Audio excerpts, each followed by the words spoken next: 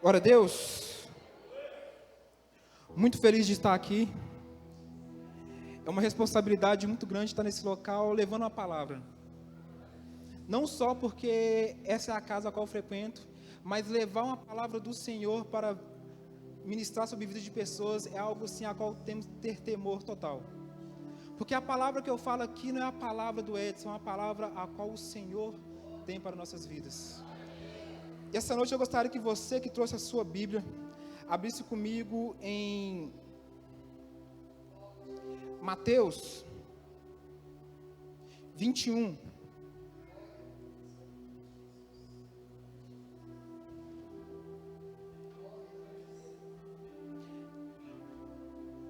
Quem for achando, dá glória a Deus.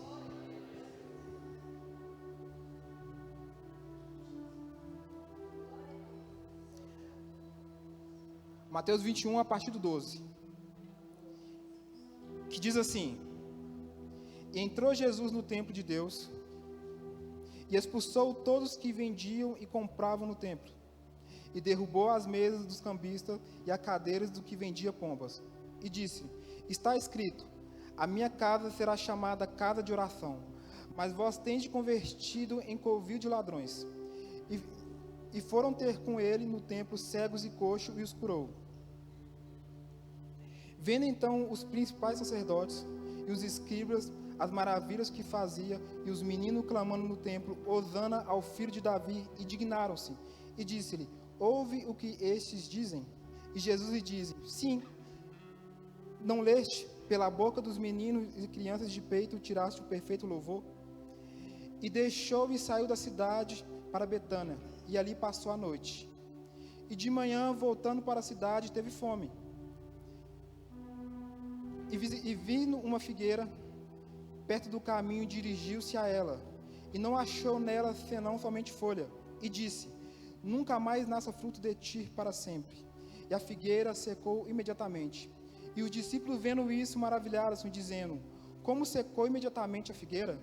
Jesus, porém, respondeu e disse-lhe: Em verdade vos digo, se tiveres fé e não duvidade, não só farás o que foi feito à figueira, mas até este monte disserdes: Erga-te e precipite no mar, assim será feito. Glória a Deus. A Bíblia, em todos os ministérios, em todos os seus livros, em todos os evangelhos, a Bíblia vai mostrar um Jesus maravilhoso, um Jesus dotado de um poder extraordinário, um Jesus que tem a capacidade de fazer com que coxos andem, tem o poder de fazer com que cegos veem, tem o poder de andar sobre o mar, ele tem o poder de fazer coisas inimagináveis. E Jesus, mediante a todos esses milagres que ele está fazendo, ele faz um milagre, a qual é esse milagre a qual a gente acabou de ler, que é o milagre da figueira. Muitas pessoas olham para esse texto e falam assim: mas como assim? Isso é um milagre? Será que isso aqui que Jesus fez foi um milagre? Essa noite eu peço ao Senhor para que Ele dê a cada um de nós óculos espirituais, para que cada um de nós possa ver tudo aquilo que o Senhor Ele quis nos mostrar quando Ele fez isso. Esse texto a qual acabamos de ler é um texto a qual a gente não pode simplesmente ler ele e falar assim, é apenas um texto comum. Esse texto vai retratar os últimos dias de Jesus aqui na terra. Os últimos dias de Jesus, o homem. Porque logo após esse episódio, Jesus ele vai ser levado até Jerusalém. Ele vai ser crucificado naquele local. Ele vai ser morto. Mas Jesus também ele vai ressuscitar para cada um de nós. Quando cada um de nós fala de Jesus, a gente simplesmente não pode simplesmente falar só da morte de Jesus. A gente também tem que falar da ressurreição de Jesus. Porque ele morreu para cada um de nós, mas ele ressuscitou para cada um de nós também. Esse texto a qual acabamos de ler, não tem como a gente falar dele sem antes falar de alguns momentos que veio antes de tudo isso que aconteceu. Jesus, ele vai chegar para alguns discípulos e vai falar para esses discípulos: olha, aqui perto tem uma cidade. Eu quero que vocês vão até essa cidade. Quando você chegar nessa cidade, vai ter um jumentinho amarrado. você vai lá, você vai desamarrar esse jumentinho e vai trazer esse jumentinho para mim. Se alguém perguntar em relação a esse jumentinho, você diz que o Senhor precisa desse jumentinho. Esses discípulos então vai até esse local, vai pegar esse jumentinho e vai trazer até o Senhor. Jesus então vai montar nesse jumentinho e vai adentrar até Jerusalém. Quando Jesus adentra em Jerusalém nesse jumentinho, tudo isso aconteceu para se cumprisse uma profecia que foi feita mediante a Jesus. E que profecia que é essa? Essa profecia dizia assim: Dizei ao filho de Sião, eis que o teu rei aí vem, manso, assentado sobre um jumento, e sobre um jumento filho de um animal de carga. Jesus, ele não veio para inventar coisas. Jesus, ele veio para fazer tudo aquilo que foi profetizado mediante a ele. Jesus, ele veio para fazer aquelas coisas que já estavam decretadas desde a fundação do mundo em relação a ele. Sabe qual é o problema de cada um de nós? Cada um de nós quer fazer coisas sem antes fazer aquilo a qual já foi feito a nosso respeito. Há tantas coisas que a palavra do Senhor já falou a nosso respeito, e a gente quer inventar coisas. A gente tem que primeiro cumprir tudo aquilo que o Senhor quer para nossas vidas. E Jesus, ele não veio para inventar coisas, ele veio para cumprir tudo aquilo que foi feito. Jesus, ele veio para cumprir. Nesse momento, Jesus, ele vai adentrando a cidade, e quando ele vai adentrando a cidade, que ele está sobre esse jumentinho, e o engraçado é que você vê Jesus adentrando a cidade em cima de um jumento. Se você olhasse naqueles tempos, um cavalo e um jumento, o cavalo era um animal que tinha uma imponência, é um animal a qual era um símbolo de guerra. Mas agora eu pergunto, o que é um jumento? O jumento naqueles tempos era um animal a qual era usado para trabalho. Era um animal a qual era usado para o trabalho, para arar a terra. E Jesus, ele entra em um jumentinho. Ao contrário do cavalo, o jumento, ele é um animal a qual não tem beleza. Mas ele tem uma estrutura muito boa. Ele consegue até carregar o dobro do seu peso. E Jesus, ele veio sobre aquele local em cima de um jumento. É como se Jesus quisesse falar para aquelas pessoas: eu estou entrando aqui em Jerusalém, mas não estou entrando para fazer guerra. Eu estou entrando nesse local para arar a terra. Eu estou entrando nesse local para poder trabalhar nessa terra. Assim é o Senhor em sua igreja. O Senhor, ele trabalha sobre essa terra. O Senhor, ele trabalha sobre todos nós. Jesus, ele não veio trazer guerra. Ele veio sim trabalhar nessa terra. Mas haverá um dia que o Senhor, ele virá sobre um cavalo branco. E quando ele vier sobre esse cavalo branco, ele não vai vir para trabalhar, ele vai vir sim para fazer guerra. E ele, juntamente com a sua igreja, vai governar essa terra. E juntamente com a sua igreja, ele vai sim governar todos os reinos. Então Jesus, ele fala: olha, hoje eu estou entrando aqui, mas não é para fazer guerra. Eu estou entrando aqui para trabalhar nessa terra. E Jesus, ele vai adentrando nessa cidade, e quando ele vai adentrando nessa cidade, essas pessoas que estão lá, começam a dizer: Hosana, Hosana nas alturas, bendita aquele que vem em nome do Senhor. Mas aqui eu gostaria de falar um adentro nessas coisas.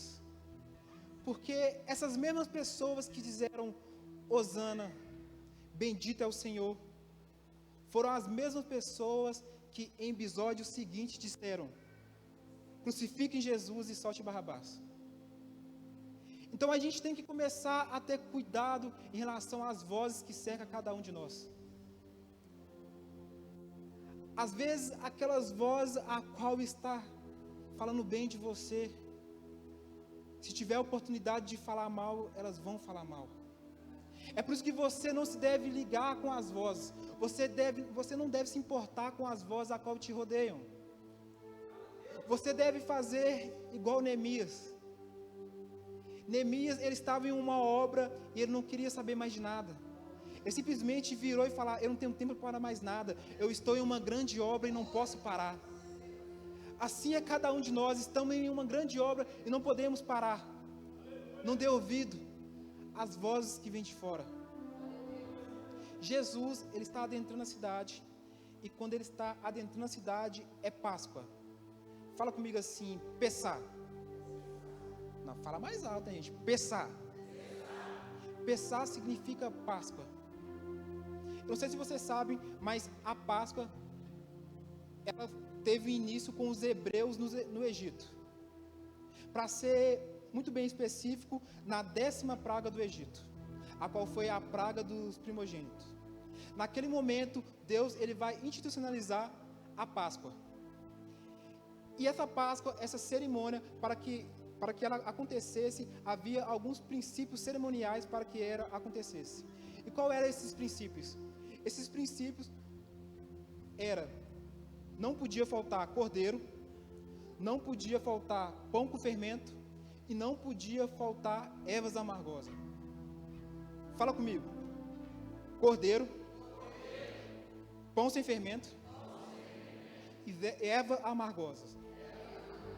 E aquela pessoa a qual estava celebrando a Páscoa, ela deveria pegar o sangue do cordeiro, deveria passar na vega e no umbral da casa.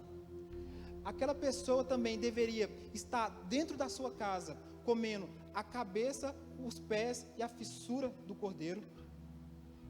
E nesse momento, enquanto aquelas pessoas estavam naquele local celebrando, o anjo da morte estava visitando o Egito.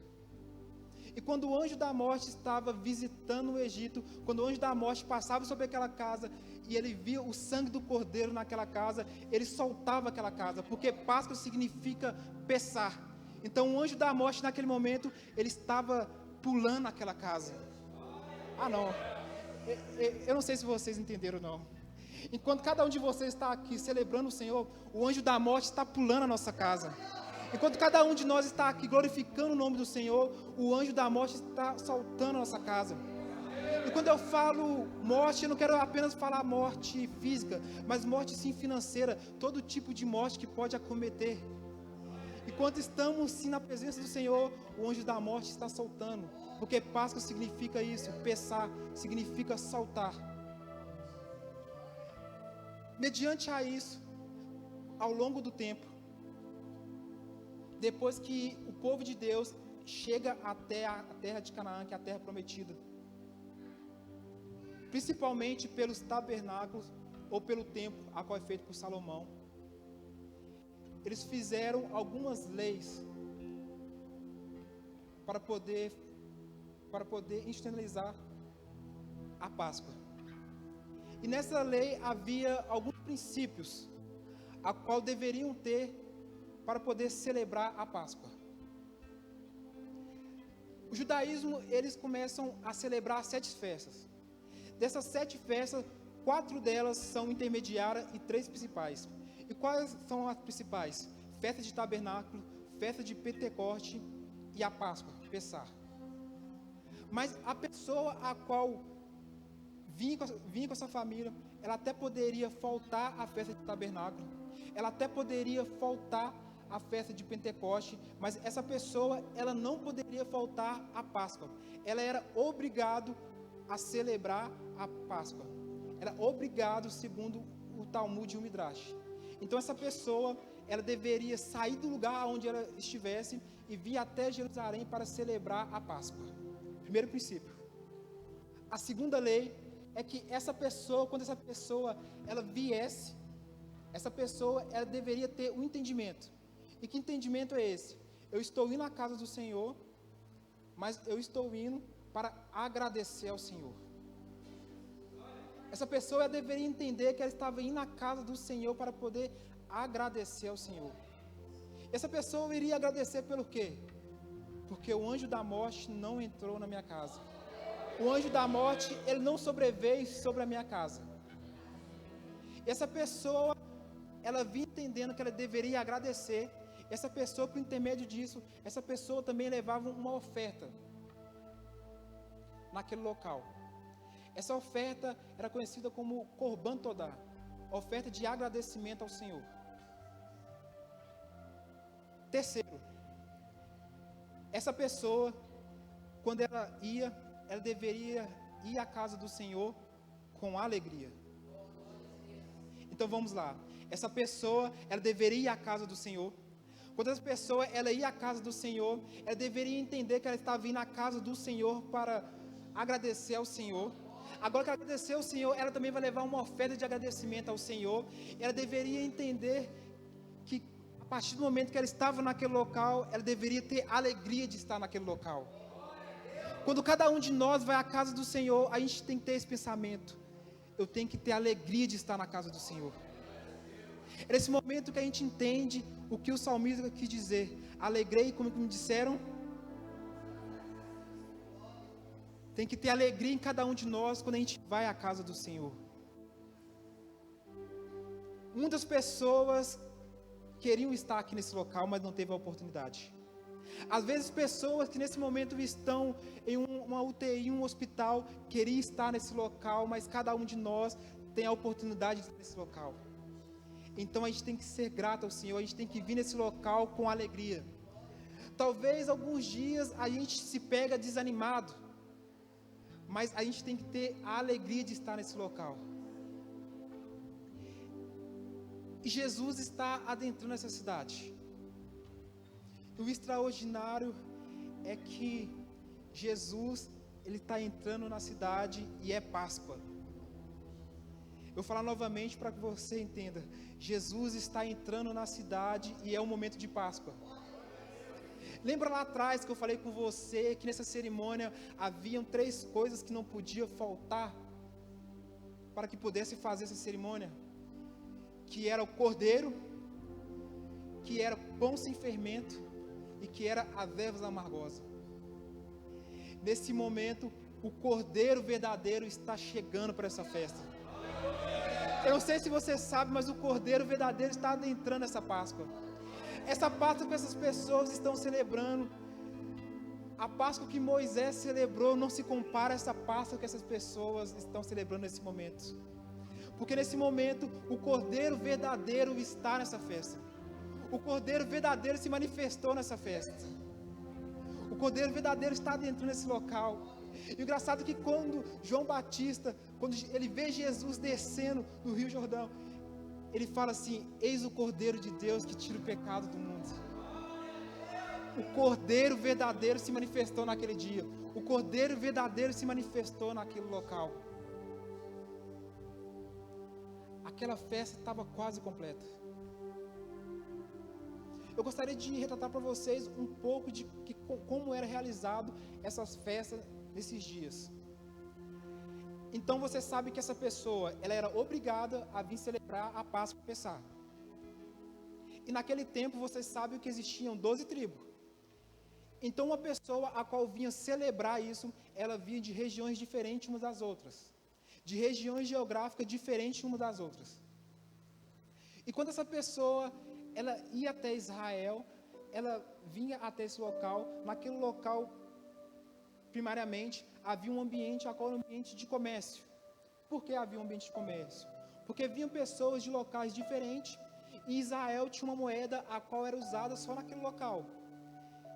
Então, naquele local, aquelas pessoas faziam meio que uma cambiação naquele local. Trocavam a moeda que aquela pessoa tinha por uma moeda a qual a pessoa poderia usar no templo. E aquela pessoa, ela ia até aquele local, trocava suas moedas, ela tinha assim o dever de comprar um sacrifício e levar até o templo. Porque ela tinha que levar até o templo para quê? Para que os corrarins, que no caso é o sacerdote, ele examinasse aquela oferta dela, para ver se aquela oferta era uma oferta perfeita. A oferta a qual era dada ao Senhor tinha que ser uma oferta perfeita, e os corrarins, os sacerdotes, eles eram os responsáveis por isso. Então aquela pessoa, ela tinha essas duas possibilidades. Essa pessoa, ela poderia ir até aquele local, trocar suas moedas, comprar o sacrifício naquele local e levar até o templo. Ou então, aquela pessoa, ela poderia, já da sua casa, levar o seu sacrifício para o altar. E o sacrifício era diverso, era como pomba, cordeiro, boi. Só que o que acontece naqueles momentos? Os sacerdotes, eles começaram a ver aquelas coisas. E começaram a ver que aquelas pessoas estavam ganhando dinheiro com isso. Eles começaram a dizer, cara, eu tenho que ganhar dinheiro com isso também. Eles começaram a trazer aquilo a qual era de fora do templo para dentro do templo. Aí está o problema. É quando o sacerdote traz algo a qual é de fora para dentro da casa de Deus. E quando eu falo sacerdote, eu não estou apenas falando de um pastor, porque cada um de nós, por intermédio de Jesus, fomos feitos reis e sacerdotes. Aí está o problema. Quando cada um de nós quer trazer aquilo a qual deve se ficar do lado de fora para a casa do Senhor. E aqueles sacerdotes começaram a fazer algo. Eles começaram a trazer aquilo que era de fora para dentro. Agora uma pessoa a qual quando ela vinha à casa do Senhor, trazendo a sua oferta, quando eles iam até o sacerdote com a sua oferta, o sacerdote falava assim, ei, a sua oferta, ela não é uma oferta pura. A sua oferta, ela tem defeito. A sua oferta, ela não é perfeita. Então os sacerdotes, eles começaram assim a enganar aquelas pessoas. Eles começaram a falar, olha, a sua oferta, ela não é perfeita. Então vamos fazer algo. Eu vou pegar a sua oferta, eu vou comprar ela na sua mão, já que ela não é perfeita. Eu vou comprar na sua mão pela metade do preço. Se você gastou 20 denários nela, eu vou dar aí uns 10 denários nela. O viajante, por não ter o que fazer, por não dar tempo talvez de comprar, porque o sacerdote fez com que a compra de um sacrifício fosse totalmente para dentro do templo. Aquela pessoa então, ela comprava. E ela pensava assim, agora onde que eu vou comprar? E o sacerdote chegava até a pessoa e falava assim, ó, você então agora você pode ir lá na porta, que lá na porta vai estar uma pessoa vendendo.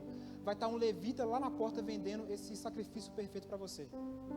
Essa pessoa então, ela saía daqui e ia até lá na porta comprar um sacrifício novo, um sacrifício que fosse puro, que fosse perfeito.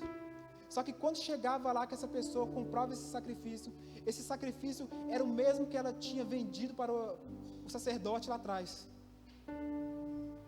O sacerdote então estava enganando essas pessoas.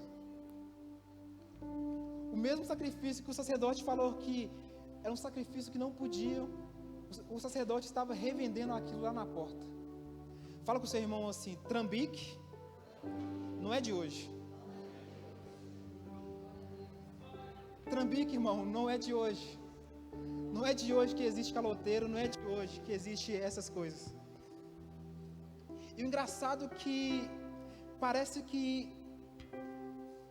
muitas pessoas, por não conhecer a palavra do Senhor, parece que quanto mais a pessoa, o sacerdote que está ali falando ali for trambiqueiro, parece que é mais isso que as pessoas gostam.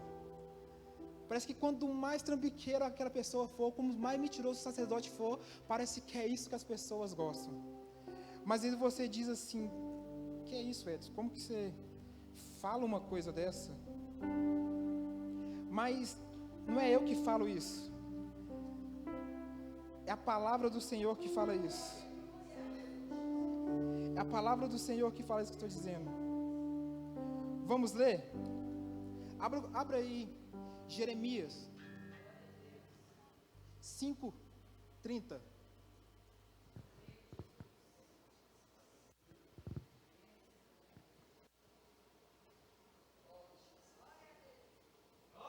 Glória a Deus.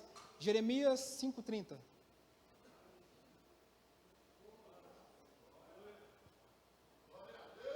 Glória a Deus. Tá aí, velho. Glória a Deus, vamos ler? Coisas espantosas e horrendas se andam fazendo na terra. Próximo. Os profetas profetizam falsamente e os sacerdotes dominam pelas mãos deles.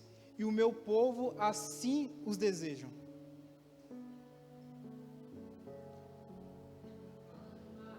Engraçado que o povo só tem aquilo que eles desejam. Sabe por que hoje há tantas pessoas caloteiras? Há tantas pessoas que estão no altar falando mentira, porque tem pessoas que desejam isso. Vira para o seu irmão, fala com ele, cuidado com aquilo que você deseja. Essas pessoas estavam sim fazendo coisas horrendas naquele templo. E a partir desse momento, o texto vai dizer que Jesus, ele adentra até a cidade e Jesus, ele chega até o templo. Eu não sei se você sabe, mas Jesus, ele chega até o templo. Talvez coisas horrendas possam estar acontecendo naquele local, mas uma coisa eu te dou certeza, o Senhor, ele vai chegar naquele templo. E quando Jesus, ele chega naquele templo, Jesus, ele não chega de uma forma assim, a qual uma pessoa fala, nossa, o que está acontecendo aqui? Jesus, ele chega naquele local, expulsando aquelas pessoas daquele local. E o engraçado é que quando Jesus chega expulsando, Jesus, ele simplesmente não expulsa as pessoas que estavam simplesmente vendendo, mas expulsa também as pessoas que estavam comprando. Sabe por quê? Porque muitas das vezes a gente vê aquelas pessoas que estão vendendo, e esquecemos daquelas pessoas que estão comprando. Jesus, ele quer dizer aqui que aquelas pessoas que vendem e as pessoas que compram são igualmente erradas. Sabe aquelas pessoas que passam vendendo coisas assim, você fala assim, olha, isso aí, tá vendendo quanto? Ele, tô vendendo por X. Você, nossa, você achou na onde? Ele, caiu do caminhão ali. Caiu de um caminhão, você fala, não fui eu, tá tudo bem. Igualmente errado. Se você vê algo de errado acontecendo e você compartilha com aquilo, igualmente errado. O Senhor, ele não tem por cada um de nós como justo quando ele vê a gente compactuando com aquilo que é errado. E quando Jesus, ele vê aquelas coisas acontecendo no templo, Jesus, ele se ira com aquilo. Uma das coisas assim que eu vejo nos dias atuais e que me dá uma certa também ira também é ver coisas erradas acontecendo na casa do Senhor e pessoas não ligando mediante a isso. A gente tem um manual que é a Bíblia, e a Bíblia fala assim que Jesus se irou com aquilo. Se Jesus se irou com aquilo, cada um de nós vai ver isso como coisas comuns na casa do Senhor. A gente vai olhar e falar, não tem nada a ver não. Não, o nosso manual ainda continua sendo a Bíblia. A palavra do Senhor, ela é inerrante. E se o Senhor se irou com essas coisas, quem somos nós para não irar com isso também? Nesse momento o Senhor expulsa aquelas pessoas que estão comprando, que estão vendendo no templo. Eles falam, essa casa é casa de oração e vocês têm convertido essa casa em covil de salteadores. Nesse momento, quando Jesus expulsa essas pessoas desse local, a Bíblia fala assim que vem pessoas ter com Jesus naquele local e Jesus, ele cura aquelas pessoas. Então aqui dá para a gente ver que o sacerdote naquele local já não estava mais prestando uma assistência àquele povo. O sacerdote que deveria dar uma assistência àquele povo já não estava mais fazendo isso. E a partir do momento que Jesus, ele limpa o templo novamente volta a ser uma casa de oração, e aquele templo começa novamente a dar assistência àquele povo, curando pessoas. Essa é uma casa de oração. Qualquer coisa de passar disso está errado. Essa aqui é uma casa de oração. A Bíblia fala assim que Jesus, ele sai daquele local. E quando Jesus, ele sai daquele local, ele vai para Betânia. E quando ele vai até Betânia, no dia seguinte, Jesus, ele voltando, ele vê uma figueira, que é o texto a qual acabamos de ler. E quando Jesus, ele vê essa figueira, Jesus, ele vai amaldiçoar essa figueira. Eu, inicialmente, quando eu estava vendo esse texto, eu comecei a falar assim, que isso?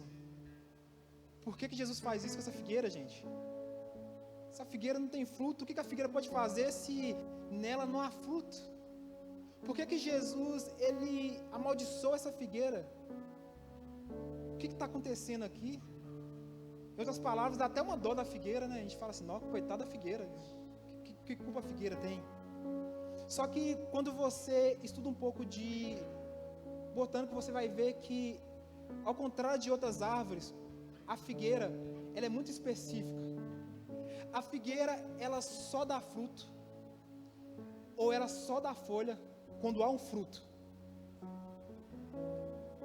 A figueira, ela só dá folhas quando há fruto nela. E naquele momento, quando Jesus, ele vai até aquela figueira e não vê fruto nela, ele amaldiçoa aquela figueira, porque fala assim: como que você foi capaz de produzir folhas, mas não foi capaz de produzir fruto? Em outras palavras, Jesus quis dizer para aquele povo: essa figueira aqui são iguais àqueles sacerdotes daquele templo. Eles aparentam ter fruto, mas são apenas folhas. Não há fruto nenhum nessa árvore. E Deus, ele é específico quando ele em cada um de nós. Ele quer em cada um de nós frutos.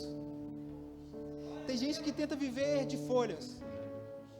Tem gente que fala: eu faço isso, eu faço aquilo, tenho isso, tenho aquilo. Mas quando você chega perto para poder ver, não há nada senão folhas. O engraçado é que quando você vê em uma árvore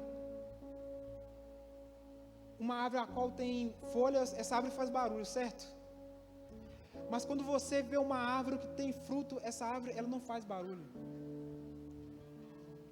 O engraçado é que essa geração que a gente vê é uma geração de pessoas de folhas. Umas pessoas que apenas querem mostrar que tem algo, mas não tem uma intimidade com o Senhor. Apenas querem ostentar coisa, ostentar aquilo a qual ela não tem. Mas o Senhor, essa noite, Ele quer que cada um de nós tenha fruto. Ele quer que cada um de nós produza um fruto, a qual vão fazer uma diferença extraordinária nesse mundo. O Senhor não quer que cada um de nós aparentam ser. Ele quer que cada um de nós seja. E esse é um milagre a qual o Senhor fez naquele local. Deus quis mostrar àquela pessoa, aos discípulos, que nada adianta cada um de nós ter folhas se não ter o fruto que é esperado de cada um de nós. A palavra do Senhor diz assim que a árvore que não produz fruto, ela é cortada e é lançada ao fogo. Isso mostra que quando cada um de nós está posicionado a um local, quando cada um de nós está plantado a um local e a gente não dá fruto, a gente está ocupando o espaço de outra pessoa que poderia dar fruto nesse local que a gente está. Então é por isso que o Senhor, Ele corta essa árvore, porque essa árvore ela começa a ser uma árvore inútil naquele local, começa a ser uma árvore a qual não tem mais serventia nesse local. E é isso que o Senhor, Ele quer mostrar a cada um de nós. O importante não é aparentar ser, mas ser. Essa noite eu te convido a ficar de pé.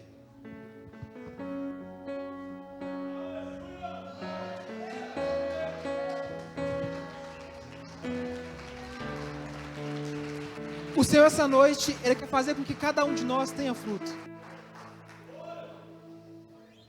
As aparências, elas não servem para nada.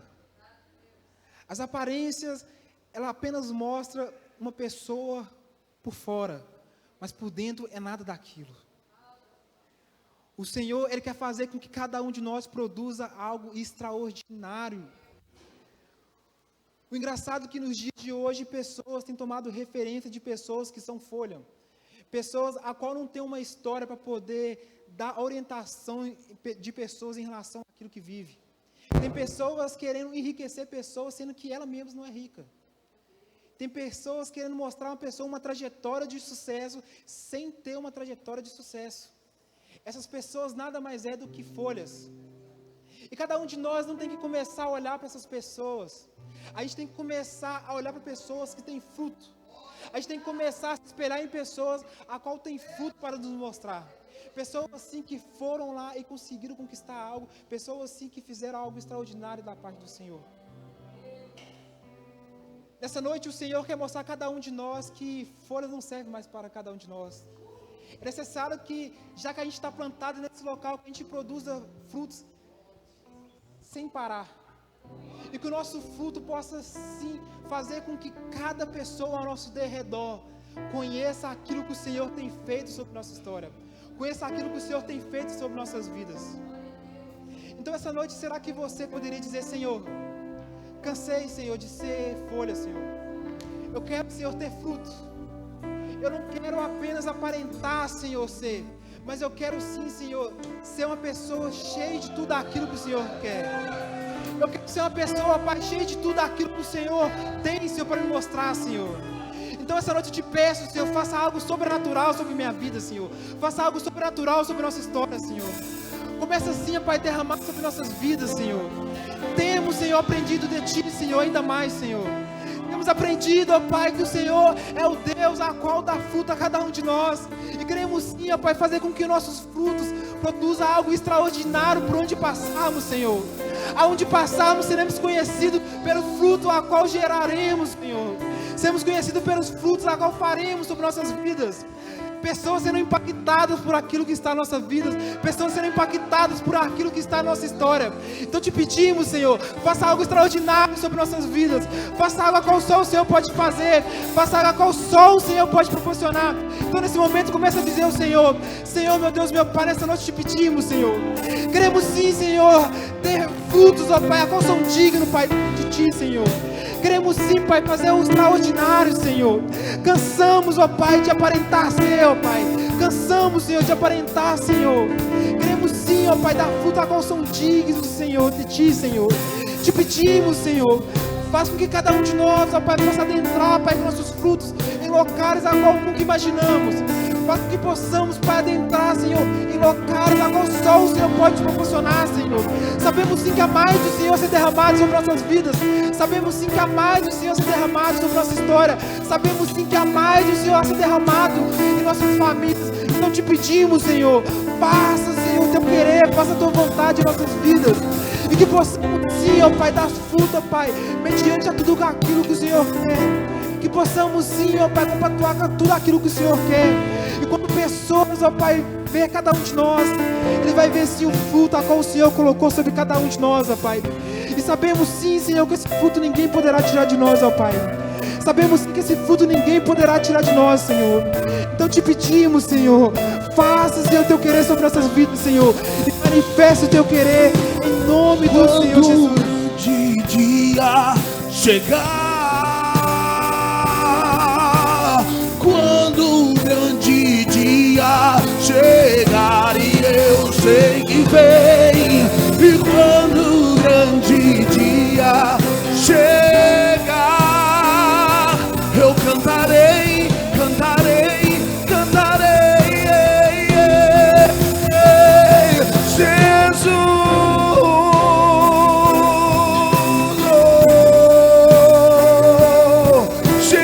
Jesus,